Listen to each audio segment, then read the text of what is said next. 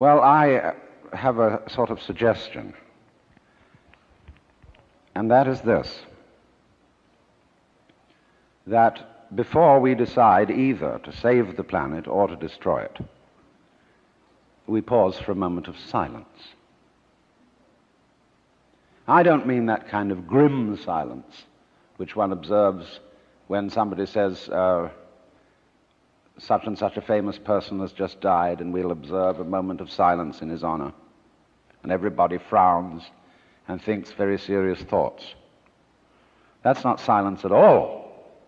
I mean real silence, in which we stop thinking and experience reality as reality is. Because after all, if I talk all the time, I can't hear what anyone else has to say. And if I think all the time, and by that I mean specifically talking to yourself subvocally inside your skull, if I think all the time, I have nothing to think about except thoughts. And so I'm never in touch with the real world. Now, what is the real world? Some people have the theory that the real world is material or physical. I say it's made of kind of a stuff. Other people have the theory that the real world is spiritual or mental. But I want you to point out that both those theories of the world are concepts. They are constructions of words. And the real world is not an idea. It is not words. Reality is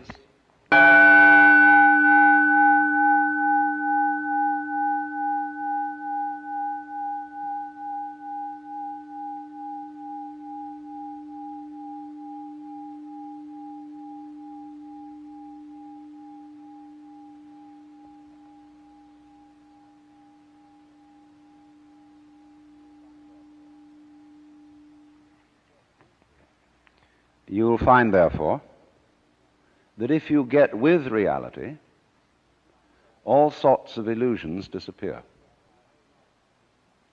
And I will mention several illusions that have not this kind of existence.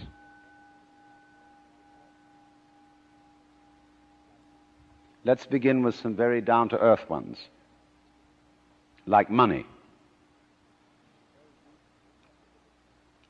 Money is a very useful method of accounting.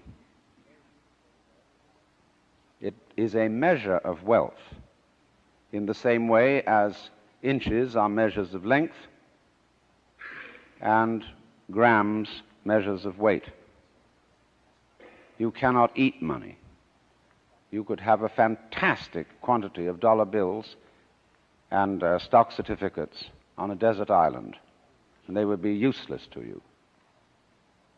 What you would need would be food and animals and companions. Money simply represents wealth in rather the same way that the menu represents the dinner. Only we are psychologically perverted in such a way that some of us would rather have money than real wealth. But you know, you cannot drive in 5 cars at once, even though they be Cadillacs. You cannot live simultaneously in 6 houses or eat 12 roasts of beef at one meal. There is a limit to what one can consume.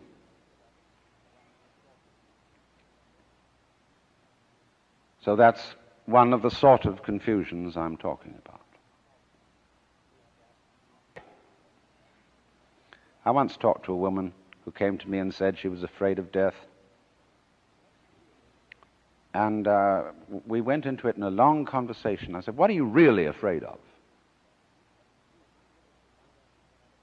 And she thought it over, and he said, "Do you know, what I'm going to be afraid of is what other people are going to say. They're going to say, 'Poor old Gert, she couldn't last it through.'" Because you see, Who you think you are is entirely dependent on who people have told you you are. You're not that. Then another thing that bothers us is time. Most people nowadays say, I have no time. Of course you don't. Because you are not aware of the present. You know, the present is represented on your watch by a hairline that is as thin as possible as is consistent with visibility. And so everybody thinks the present is, instead of,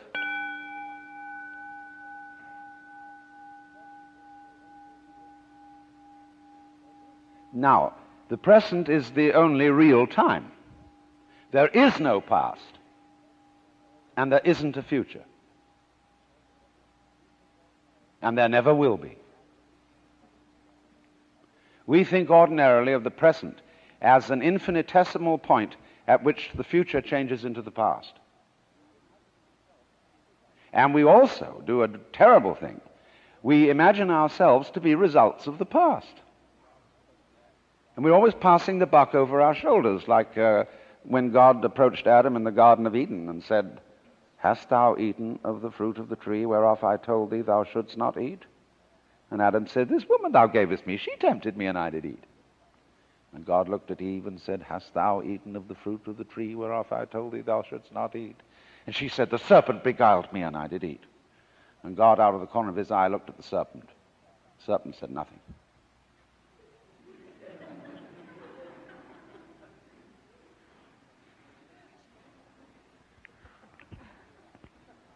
So you see, we're always passing the buck. And don't realize that the past is caused by the present, as the wake of a ship flows back from the prow. Now, the wake doesn't drive the ship any more than the tail wags the dog.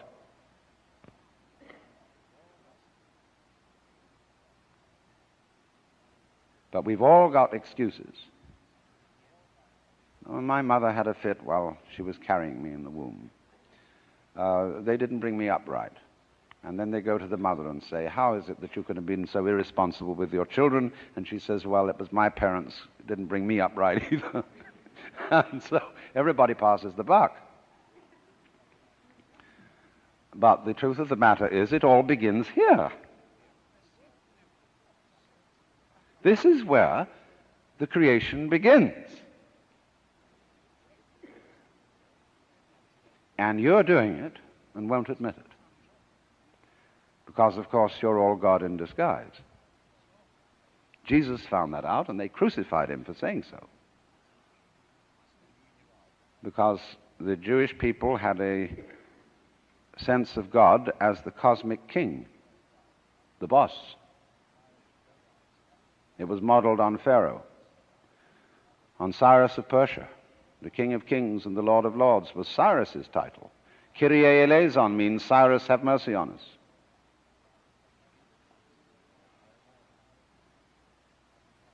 But you don't have to think of God in that image. When modern Protestant theologians of the sort of liberal type are saying God is dead, they mean not that literally. They mean a certain image of God is dead. Outworn. Because it was, after all, an idol. And when it says, Thou shalt not make to thyself any graven image, it doesn't mean merely images of wood and stone, which nobody took seriously anyway. It means, above all, images made of imagination, images made of concepts. And that one had feet of clay. But it doesn't mean that God is dead, that life is nothing more than a trip from the maternity ward to the crematorium. It's much more spooky than that.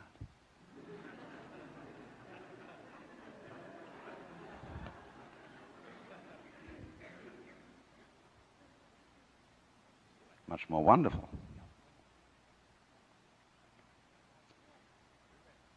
But you see, you can't conceive reality. we could say God is reality. But if I call this the sound of a gong, it isn't the same as this. You see? The sound of a gong is a different sound from that sound. The sound of a gong, the sound of a gong, the sound of a gong, the sound of a gong is not...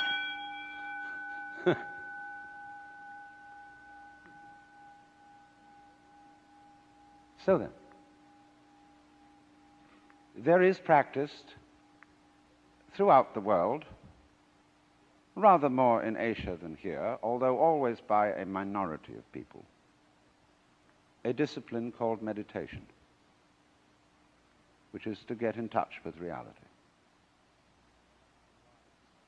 The word meditation in English doesn't have quite the same meaning, because when we talk of someone meditating, we think of deeply pondering about something.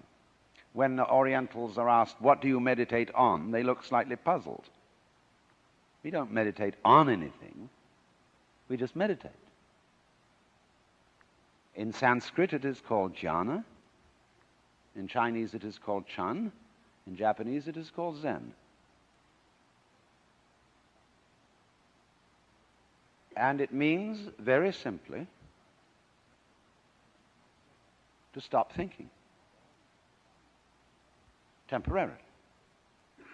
Not again that thinking is something bad,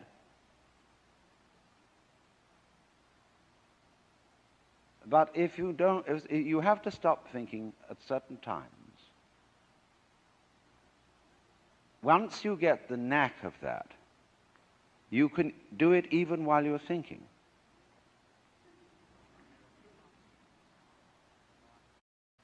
So you can be a scholar and practice meditation. This is not an anti-intellectual point of view. I imagine that most of you here are either in college or college educated. And the foundation of the intellectual life, good scholarship, requires that you meditate.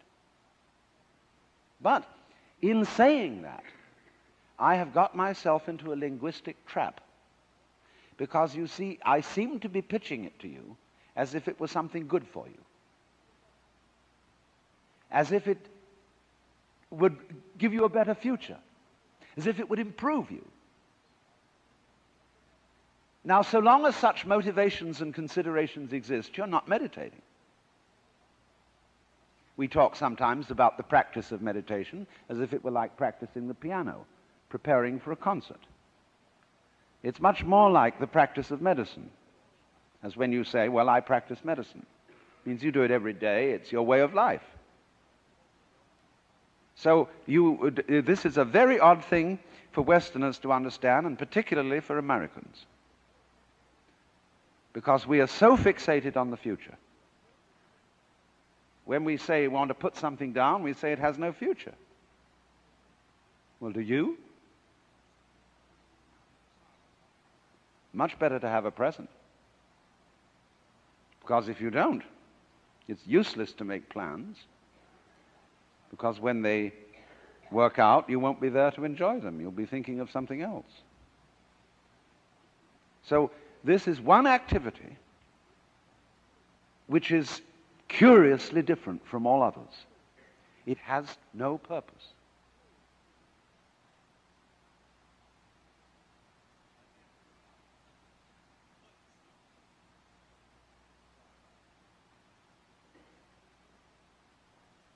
It's rather like music or dancing in that respect. Why do you listen to music? Supposing there would be a culture with no music, would you consider that a high culture? But why do you do it? Well, some people say, well, we go to the concert to improve our minds. Well, if you do it that, you're not listening. As you see, music is peculiar in that it is a marvelous pattern of sounds that doesn't mean anything. There is some inferior music that means something. What we call program music, like the Tchaikovsky 1812 Overture, or some of Debussy's perpetrations, such as the englutted cathedral, where it's creating visual pictures or imitating natural noises, the beat of horses' hooves or rollings of military drums and the sound of the waves, etc. Just imitation. Now, great music, as composed by Bach or Mozart, or the Hindu music, or some of the great contemporary composers, doesn't mean anything except itself. It isn't going anywhere. Otherwise, the fastest orchestras would be considered the best.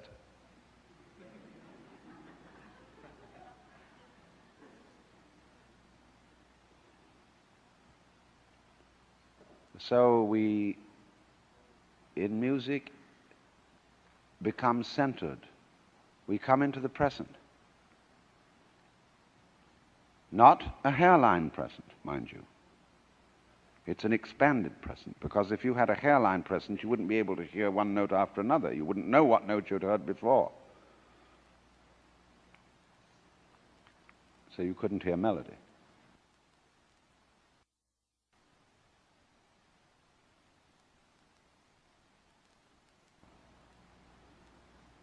But in this, you are released into reality. That's why it is said that the angels in heaven have harps, and why they circle the throne of God and sing Alleluia, Alleluia, Alleluia, which, although it does mean hail to the Lord, doesn't really mean anything. When you really get swinging with an Alleluia, it's just Alleluia. You don't think of the meaning of it, you see, because you can't think of the meaning of God. What does God mean? What is God useful for? And so in the same way you can ask, what does a tree mean? What does a cloud mean? What does a fern mean? What's it all about? Well, we've got on all kinds of weird theories that ferns exist in a certain way in order to propagate themselves. Like birds do all this thing in order to lay eggs so that more birds come out. And the whole point of that is that there shall be more birds still. This is a purely engineering approach to life.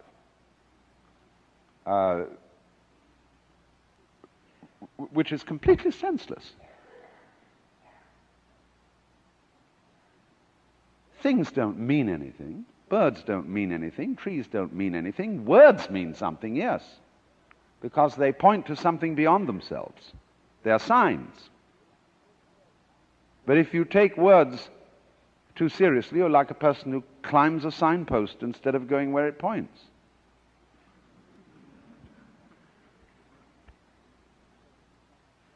And so if you suddenly say, but my life has no meaning, you're identifying yourself with a word. And that's what we do. If I would identify myself with Alan Watts, that would be identifying myself with a concept, with words. A rather complicated mess of words, to be sure. But still, I would have made that mistake.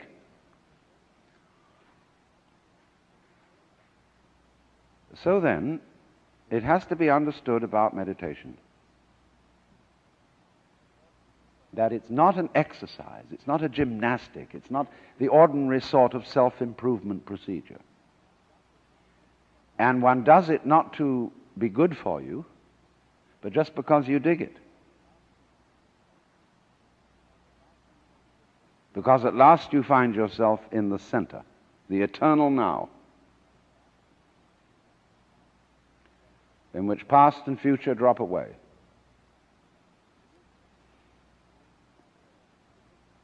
In which divisions created by words drop away.